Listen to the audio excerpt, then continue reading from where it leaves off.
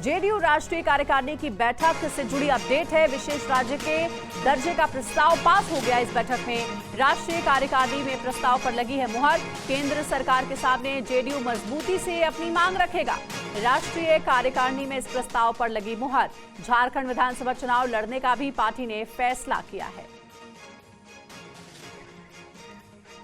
तो कार्यकारिणी में प्रस्ताव पर मुहर लगी है और ये प्रस्ताव है बिहार को स्पेशल पैकेज देने से जुड़ा हुआ।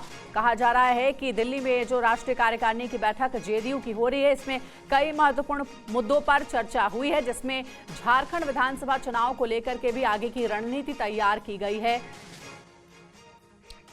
सुमंत हमारे सहयोगी ज्यादा जानकारी के साथ लाइव जुड़ गए, सीधे उनका रुख करेंगे। सुमंत, जेडीयू की राष्ट्रीय कार्यकारिणी की बैठक दिल्ली में चल रही है। इस बैठक में क्या तय हुआ है, खास करके बिहार को स्पेशल पैकेज देने को लेकर इस प्रस्ताव में कहा जा रहा है कि ये प्रस्ताव पास हो गया है और इससे पहले भी नीतीश कुमार ने पीएम मोदी के सामने इशारों में स्पेशल पैकेज की मांग की थी।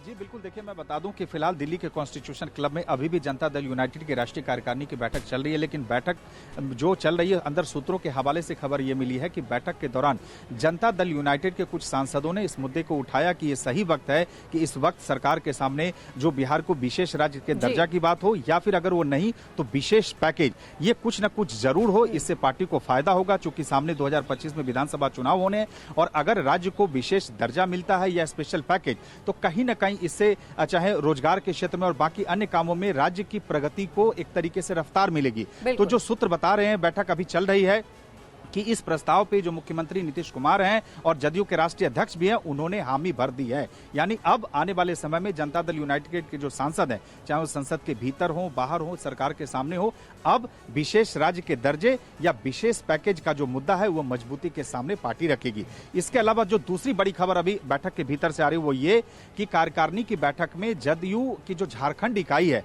उनके नेताओं ने ये मांग की है इसी साल के आखिर में जो झारखंड में विधानसभा चुनाव होने हैं वो पार्टी को लड़ना चाहिए, तो उस पर भी मुहर लग गई है। हालांकि मैं एक चीज साफ कर दूं, अभी ये तय नहीं हो पाया है कि जदयू अकेले चुनाव लड़ेगी या बीजेपी के साथ लड़ेगी, क्योंकि पिछला विधानसभा चुनाव बनाए रखिएगा। आप बड़ी जानकारी आपने दी है कि झारखंड विधानसभा चुनाव को लेकर इस बैठक में रणनीति तैयार की जा रही है और खास करके बिहार को स्पेशल पैकेज का प्रस्ताव जो है वो इस बैठक में पास हुआ है, इस पर चर्चा हुई है। शुक्रिया आपका हमारे साथ जुड़ने के लिए।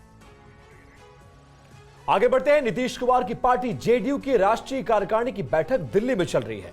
इस बैठक में पार्टी के कार्यकारी अध्यक्ष को लेकर भी बड़ा फैसला हो सकता है। केंद्र में एनडीए सरकार में अहम भूमिका निभा रही जेडीयू राष्ट्रीय कार्यकारिणी की बैठक में कई मुद्दों पर चर्चा कर सकती है। बिहार में बीजेपी के नेता अश्विनी चौबे के बयान के बाद आज से शुरू हुआ जेडीयू की राष्ट्रीय कार्यकारिणी की बैठक काफी अहम मानी जा रही है।